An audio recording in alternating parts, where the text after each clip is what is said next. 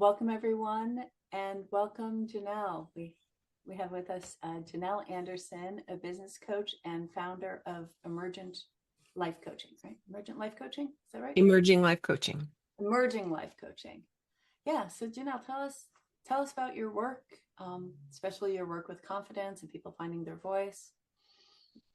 Yeah, so I am a coach, a certified coach, been coaching for 10 years. And one of the central things that I do is help women, especially with confidence and finding their voice and being, you know, coming out from hiding, I always say, because of, self-doubt or shame or whatever might be holding them back, and just really being able to shine their light. And I also help coaches build their business and find their voice as well and be able to get their message out there in a big way, because I feel like coaching is such a powerful modality to help transform people's lives. And I just want to see that happen more and more. I want to see people walking in their truest selves and confident and bold and not afraid and non-apologetic and just doing what they're created to do and what they're made to do and what they do best, and change people's lives. So And and did you have your own journey of finding your voice? I did, yes, a long one. um, I had, I didn't come into coaching until I didn't even know what coaching was until my late 50s, I think. So most of my life I was a teacher, and then my husband and I ran a couple businesses, and for various reasons they didn't work out and we found ourselves back in jobs, and they were okay. I felt like, I had a good job, but I didn't feel like really fulfilled. And so I began to search for what could I do, with my older years and give back and be fulfilled myself. And excuse me, through that journey, I discovered coaching. But as I was on that journey, I also began to realize that there was a lot of unresolved trauma from my past that I had ignored and had just hidden away and didn't think that it was affecting me. But as I was starting to venture out on my own to do this scary thing, like start my own business, I realized something was holding me back. Something was making me play small and be afraid to speak up in different places. And that's when I decided, okay, I've got to do something about that. And I did get some help and finally unpacked a lot of that. And when I did that, that's when the confidence really came. That's when the boldness came. That's when I found my voice. That's when I decided, I'm going to speak up. And I found myself speaking up in places I never would have before. And I was like surprised. It was like, wow, look at that. And so as I was in that journey, that's where I, discovered coaching, and this time made a bold move to go ahead and take the leap and get trained and invest in myself. And even though, there were a lot of self-doubt thoughts and voices saying, oh, you can't do this. Who do you think you are, to be able to do this and start a business late in life? And I was able to, with this newfound confidence in who I am, because I was reconnected with parts of myself that I had just kind of stuffed away and ignored. And it was amazing. I just was like, I'm this new person and I have a lot to give and a lot to say, and I'm going to do it. And so it was a long journey. It didn't happen overnight. And I had a lot of help and tons of self-reflection. I wrote a book, which really helped me a lot, wrote it down and began to speak. And the more that I spoke and shared my story, the more I realized how powerful it was to own your story, to be real, to be vulnerable, to be authentic, and how it affects other people. People are drawn to that, and it gives them the permission then to be themselves. And that's where I was like, well, this is my mandate now, is to help others to find their true selves and peel off all the things that aren't them and all the things that have been causing them to hide and play small, because we all Yeah, have so much to share. yeah. As someone who has a coaching business and also as an activist, I really see a lot of parallels because they're both about being very visible, Hmm. saying what you don't, saying your truth, but not knowing who's going to want to hear it and who's not. Yes. Um, and I know a lot of people do deal with, shame and fear and inhibition, um, in speaking up, right? In being Mhm. assertive and being public. So what are, where do you start with people? If somebody comes in and they're like, I have a very big message and I'm keeping it here, but it needs to be there. Yeah. So first thing is to really do a lot of self-reflection on what is keeping it here. What is the reason that and just really dive into that deep. There's going to be surface reasons, but there's going to probably deeper reasons. And if there's shame, it's one of the things that really keeps people from speaking up, or fear of rejection. Like you said, a lot of people aren't going to like your message. Then what's causing that? Shame is something that makes you want to hide. That's just sort of the nature of shame, that you believe that you're fundamentally flawed. There's something wrong with you, and then people won't accept you. And when you believe that, then of course you're going to be filled with self-doubt, and especially when it comes to speaking up and being heard, and you're just going to want to go hide, right? That's how I felt. If you are afraid of rejection, a lot of times that's rooted in the same place of just not really believing or seeing the value of who you are and how important it is that your message be heard. Like everybody's message should be heard, because we need all the voices and in this world, right? And we need to be able to hear each other, and we need to be able to say whatever it is we have on our hearts to say, when even if people don't accept it. Because if we're hiding, if we're keeping quiet because we're afraid of being rejected or somebody's not going to like it, then all these ideas won't be out there for all of us. So one of the things that I realized it was a realization that, oh, shame is like actually my biggest problem here.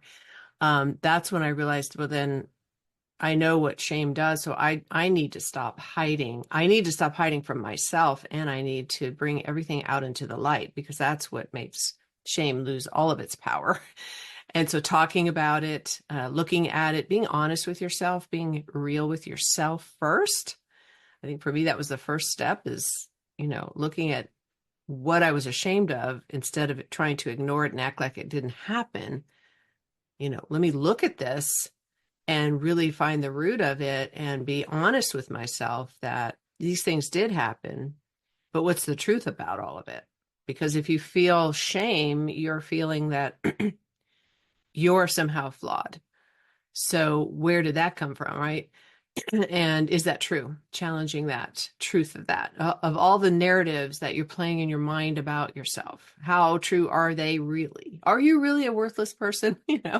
Um, or did things happen to you that were out of your control? Or did things happen that caused you to say yes to things that you didn't want to say yes to, for example? Or, maybe you made some mistakes, or, so you're human, and what's the truth about that? The truth is not that there's something wrong with you or that you're flawed. It's just, it's part of, being a human. And so really that self-acceptance, honesty, self-reflection, self-acceptance comes into this. I mean, to me, that's like the first thing. Yeah. And if you can be honest with yourself and then say, you know what, I am a valuable human being, just like anybody else. And what I have to share is just as important as everyone else. I need to accept that first before anybody else will, or before I can even have the confidence to say it, whether people accept it or not. If you don't accept it for yourself, if you don't value your own opinions and thoughts and perspectives, and see the value in yourself first, it's going to be really, really hard to speak up. So to me, that was that was the biggest part of my journey, was just really being real with me, looking at everything, being honest, and challenging, the truth of all the lies that I was really telling myself. Mm, Yeah. yeah, Are that's they really really cool. true? Yeah. Yeah. So like actually identifying your shame, Hmm. seeing what assertions it's making, and Yes, really debunking them, because exactly. that's very powerful. Yeah, yeah. And what's the role of telling stories? I mean, I know, like, people who train us in citizen lobbying will say, bring your personal story. That's what actually shifts Mm-hmm. opinions. Um, and in your work, what, you know, how do you help people develop their stories? But more than that, why? Like, Yeah. what's powerful about being able to tell your story? Yeah, it's that's a great question because a lot of people will say to me, well, why would anybody want to hear my story? Or I don't want to tell my story. It's too personal, it's too painful. If I share my story, it could hurt other people that were involved in it, and all of those things come into play. But for me, it always comes down to, again, that being real with myself, that the reason that I felt like I had to tell my story was to bring it out of me, a separate from me, and it didn't have the same power over making me feel like that I'm less than other people. Mm. And just speaking it out gave it less power over me, but it also showed me how much of a common story it is, even though the details might be different, but a lot of people could relate to it. I remember the first time I shared it publicly was a small group of women at a retreat. And I knew that it was time for me to actually speak the words out loud of what had happened to me. um, and I did. And at first, the very first thought that came to me was, they're not going to want to talk to me ever again. They're going to be so ashamed of me. They're never going to want to talk to me, which is why I had kept it hidden so long. But then the second thought that came to me was, now it's off of me. It was sort of like this letting go of this heavy weight or whatever that I had been carrying around. I felt like lighter than I'd ever felt. I felt like I was 10 feet tall, and it was done. It was out, and it felt incredible. And I was very proud of myself. No matter what the reaction was, I was proud of me because of kind of releasing this and getting it out. And then what happened was amazing. The rest of that weekend, women kept coming up to me the whole weekend saying, thank you for sharing your story, because now, and tears would be streaming down their face. Like, now I can share mine. Now I don't have to be afraid, because if you could get up there and share that with us, then I realized that I don't need to keep this secret. I can get it out. I can share it and receive the healing that I deserve.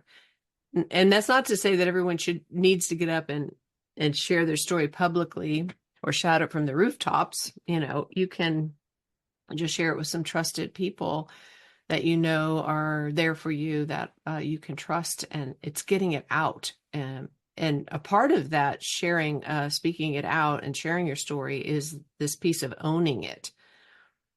And this was a huge pivotal concept for me. For some reason, my nose is itching. Sorry. But this was a huge pivotal concept for me in my own transformation, was this idea of owning my story. And it came out of one of Brene Brown's books, right? And she said, owning our story can be hard, but not nearly as difficult as spending our lives running from it. And I saw that, and I was like, I have been running from my own story my whole life, like over 30 years. I've been running from it. And all these, even just like little conversations with people where somebody might say, well, tell us your story, or tell us, and I would be like, what do I say? I can't tell my story. They'll hate me and never talk to me again. And so I would make up something else.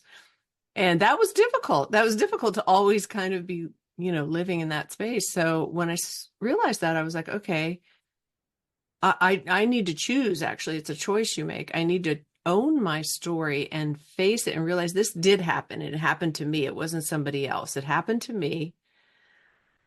Um, it was real. And it was just like this moment of sitting there like, yeah, I am that person, and I own it now. I embrace it. This happened. This was a real part of my life. And instead of being ashamed of my younger self, then what happened was I began to embrace her, and I began to have all this love for her and compassion. And I began to realize, like, the things that happened to me in my 20s were not because I was worthless, and it wasn't my fault. I mean, it was just this huge realization. I had always felt like all these things were my fault. I had been raped, I had been trafficked, and I thought all of that was my fault. And when I chose to own my story and actually turn and look at it, then I realized, no, I had been taken advantage of. I had been tricked. I had been fooled. Um, and it was this love for this, my younger self being so vulnerable to these men that did this. And I began to see myself in a whole different light. And so that story, owning it, no matter what your story is, what happens is you reconnect with the parts of yourself that you tried to cut off or maybe ignore or put down, or, you know, usually when we're not owning our story, it's something that we've done or something that's happened that we feel like is a mistake or a fault or a flaw or a weakness.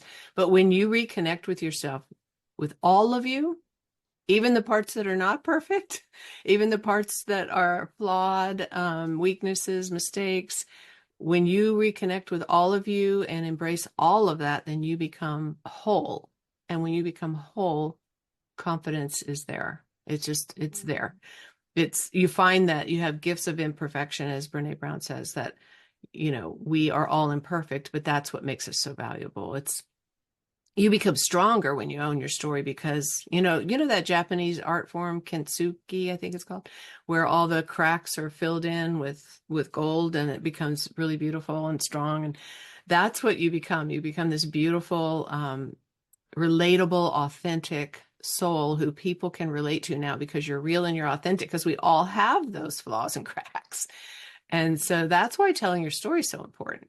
It's not so much, it's partly for you. Healing comes from that, but it's also how it affects other people and how it brings people together, how it helps others to be real with themselves and not be afraid to let their guard down and be authentic. And that's where relationships become stronger. And, when you share your message and your story, it just makes the world a better place. So that's why story is so important. Yeah. I was thinking throughout your sharing, I was thinking of Brene Brown and how she says that how we overcome shame is to speak about what happened in a safe environment, right? Yes. So true. And even when we have stories that are not about shame, Mm-hmm. it still makes that connection, Yeah. And I was thinking about, you were saying you give people permission, like, I've been out as bisexual since high school, which is now 40 years ago. And some other things. And I have people who will come up to me and say, you were such a role model for me. It gave me the space to come out 10 years later, 20 years later. However, but just being authentic gives people permission. Yes. Yeah. It's very true. And hold on. I know I lost my train of thought, and I know there were some other questions. That's okay. Oh yeah. Talk about authenticity and leadership. And you kind of started pointing to this, like you were really worried that if you let people see who you are, they would run away from you, and the opposite happened. So Exactly. Yes. Yes. I became a leader almost overnight just by standing up there sharing my story, because when you do that, people see you as a leader, because you have kind of paved the way, right? People call me trailblazer now, and I thought, trailblazer, why? And I think that's one of the reasons why, being brave enough to share your story, even if it's just one-on-one with somebody you trust, it takes a lot of courage, and you're leading the way, so but there are some misconceptions about being authentic and being real and being a leader, and how do these go together. Because a lot of times people think that, well, if I'm a leader, that means I have to have all the answers. I have to know everything. And I can't show that I don't know everything. I can't be authentic in that. Like, if I don't know something, I can't be real with people, because then I'm not seen as a leader. But just like Brene Brown talks about vulnerability, vulnerability is it's so important. It actually builds trust and connection.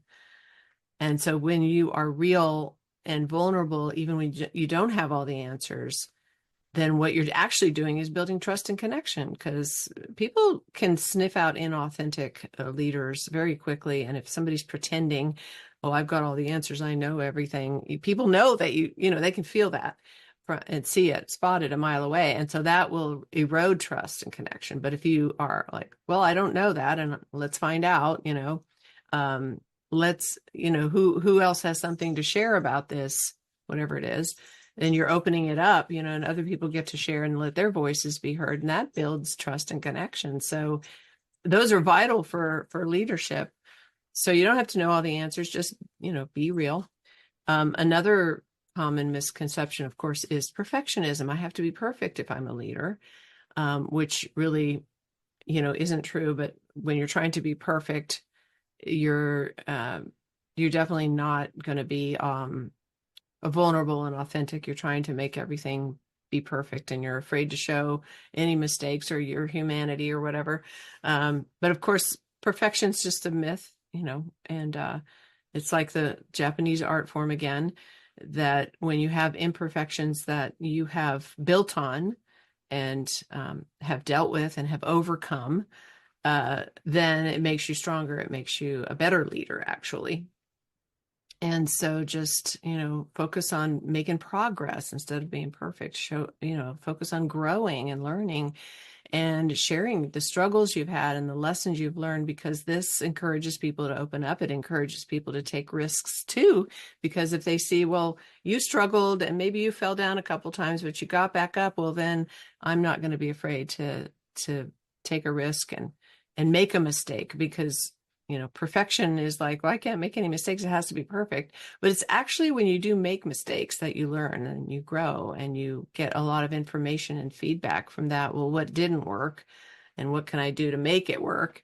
And that's how leaders grow. That's how they grow their people, is to take an honest look at, what we tried that and maybe it didn't work, but what did work and what didn't work, and let's move on, and and I'd say the third really top misconception I've seen is this idea that if I'm going to lead, I have to suppress my emotions. I can't show emotions. I struggled with that for many years, just from the trauma itself. That was how I survived, was to shut down emotions. And that followed me through the 30 years when I was, before I actually, dealt with all of that trauma in the past. I couldn't cry. Even if I felt emotional about something, or I felt like I could be watching a movie and everybody's crying around me and I'm like, got nothing. I would want to, but I couldn't do it. And as I began to step more and more into my authentic self, then emotions began to come, and I had to actually learn how to sit with them and be real with them and let them be what they are. And I was really happy when I was able to start to feel. My girlfriend would say, I'm sorry, I'm crying all the time. I'm like, I wish I was.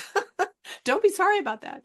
But, actually showing emotions is what can really connect you with people, because that's one of the things we all have in common, right? And if you're a leader who doesn't show any emotion at all, it actually creates disconnection. It actually creates distrust, because you don't seem real. It's a real thing to feel emotion. So just being able to recognize the emotions you're experiencing, naming them, expressing them in healthy ways, this really helps to create that environment of openness and trust, because then your people, anybody around you, is going to feel safe enough to be real with their own emotions. So those are some of the biggest things I see where people think they don't understand how leadership and being authentic and finding their voice can, match up and sync together. Nobody's perfect. Let your imperfections shine, actually, and make you stronger. Show your emotions. Be real with that. And I'm not saying, break down and have a meltdown on the floor. you know, Mhm. Emotional intelligence is when you can recognize it and regulate yourself, but still feel what you're feeling. And, And be real. You don't have to have all the answers. So, well, so we're getting close to the end. So there's two questions that I'm asking everybody. The first is, what would you say to somebody who's trying to identify their purpose? Like they know there's a purpose out there, not out there, in them, mhm. and they haven't gotten their finger on what it is. Yeah, that's the age-old question, isn't it? Mm-hmm. This is an interesting perspective of purpose that I have come up with for myself is that because everybody's like, I'm trying to find my purpose. But I think that your purpose is actually being lived out throughout your whole life in one way or another. Sometimes you don't even realize it. I don't think it's something you find and then you live. I think it's something you are always, especially if you are really listening to your intuition and following your heart and following what, that uh, intuition is telling you, that thing that's driving you and you're doing it. Like, for example, one of I think my main purpose has always been to see potential in people and pull it out of them. I've always done that naturally. So the things that you do naturally well are a part of it, I believe. And you've probably, if you look back over your life, you've probably seen places where that natural innate ability and drive came out in different ways. Like it came out for me as a teacher and then as a manager and now as a coach. It's always been the same purpose, but it shows up in different ways. So I didn't realize it till I kind of, became a coach. And then I was looking back and I was like, that's always been there. Like I took this assessment called the Strengths Finder assessment from Gallup. And that was one of my uh, top strengths. And I So it's saw coaching. it.